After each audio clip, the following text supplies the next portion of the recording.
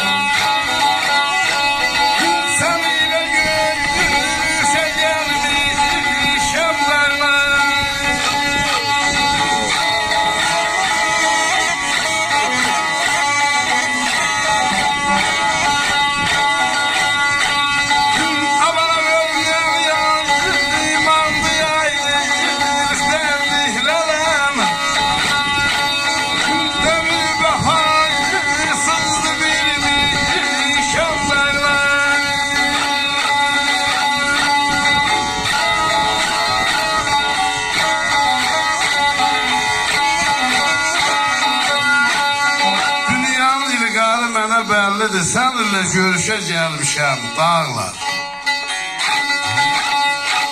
Ölümdən yamandır ayrılıq dərdi, ömür vəfasızdır bilmişəm dağlar.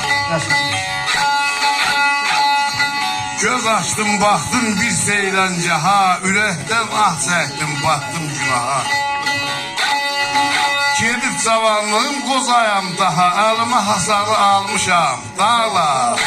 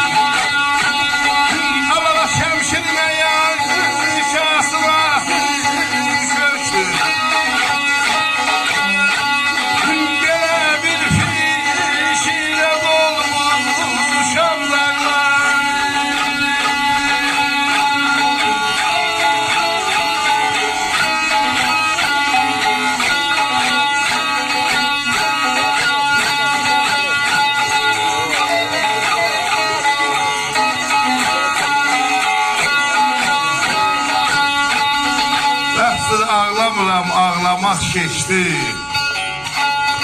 Köllüm də ləkəni qubarı seçdi. Şəmşir nə yaşasın, axırı köçdü. Belə bir fikirə dolmuşam dağlar. Sağ olun. Zəqazı qalan